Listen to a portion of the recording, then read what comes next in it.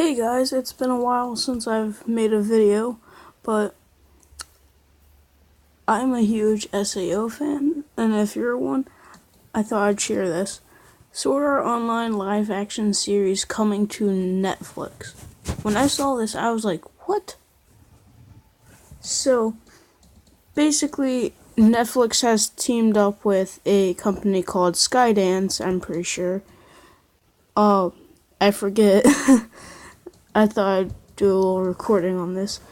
This is by Comic Book. It's by Megan Peters. It says, "It looks like Sword Art Online is seriously making its U.S. debut. According to a brand new report, the live-action anime series has been sold to Netflix and is determined to forego any whitewashing I can't speak today. Controversies." Jeez. I suck at pronouncing things.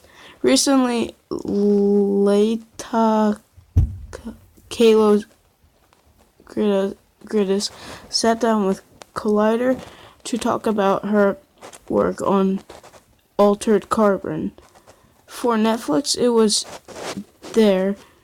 She confirmed Sword Art Online has been sold to Netflix and that it will have Asian actors play its leads. So, it kind of makes sense, because, not to be offensive or anything, but it kind of makes sense. And Kalo Gridis, who is writing the Sword Art Online adaptation, got in depth about the series in her interview. The producer said Netflix is on board with her whitewashing aversion and wants to remain faithful to the franchise. SEO is an essentially Japanese property in which Kirito and Asuna, who are two leads, are Japanese in television show. Kirito and Asuna will be played by Asian actors, she said. Like she said up here earlier.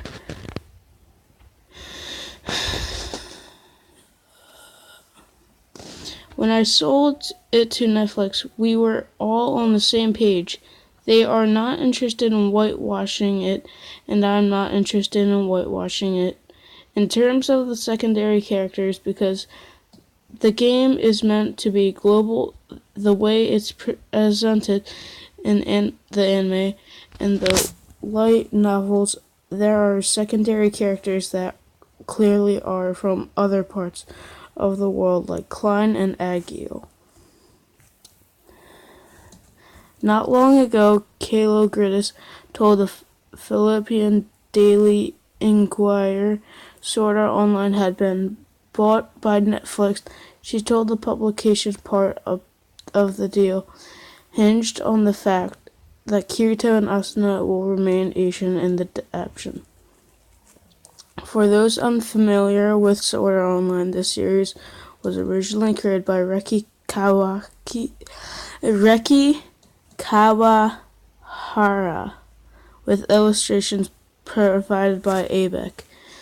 The series follows a boy named Kirito after he and thousands of gamers get trapped in a virtual reality video game known as Sword Art Online. The gamers must band together to defeat the game's final level to escape, but Kirito and his guild learn there is more behind their prison than they were originally told. Are you excited for Sword Art Online to hit Netflix?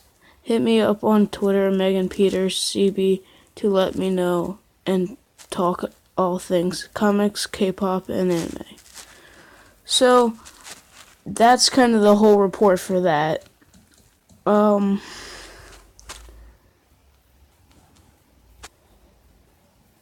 then here's this report. Netflix's Sword Art Online producer says it won't be whitewashed. When it comes to live-action anime in Hollywood, one word should pop into your mind, and that is whitewashing.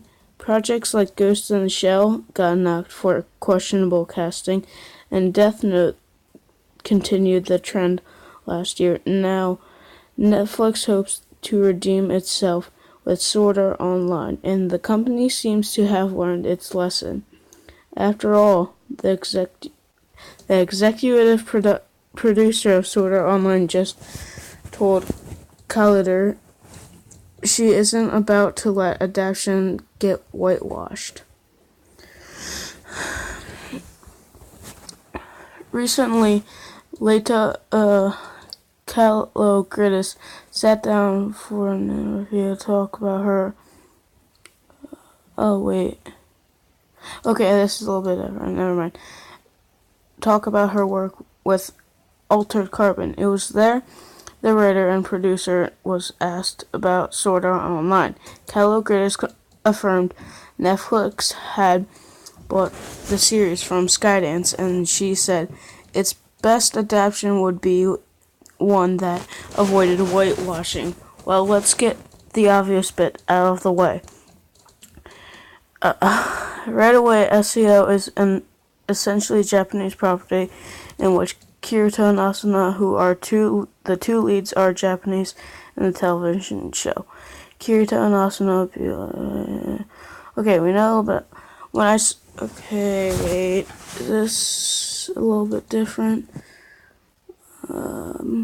When I sold it to Netflix, we were all on the same page. They are not interested in whitewashing it, and I am not interested in whitewashing it in terms of the secondary characters, because the game is meant to be global. The way it's presented in the game, in the anime, and the light novels, there are secondary characters that clearly are from other parts of the world, like Klein and Agio. Kalogridis continued. So this one was kind of like this other report, but a little bit different. To me, it's very obvious when you watch it that you're meant to take that this game spans the globe, but Kirito and Asuna are very clearly located as kids from Japan and Tokyo. If I'm not mistaken, that is what we will be doing, because that is the story. They are in my mind anyway, like Major Motoko Kusanagi. It's hard for me to read Japanese. I've never really read Japanese. In Ghost in the Shell, defined in part by it being seminal characters in the Asian piece of art. That's the first and biggest thing. For now, fans will have to wait and see just how Netflix and Skydance fill out the cast of Sword Art Online. There's no word on when the adaptation will head into pre-production, but fans will keep an eye out for the impending series as it gets underway. What do you want to see lead Sword Art Online? And then same thing what she said by Megan Peters earlier. So I guess that's all I gotta say for you guys today. So I hope you enjoy this news, because I'm pretty hyped for this, because I enjoyed the Death Note movie that they released. A lot of people hated it, but I loved the movie. I honestly thought it was amazing. They did a good job. But I'm really excited for this, because one, like, I'm wondering how they're gonna do, like, the bosses in the show and the sword skills and all that cool stuff. But I can tell you this is going to be an interesting movie and an interesting project for Netflix. So if you're a Sword Art Online fan, I'd say keep updated, and that's all. So see you guys later.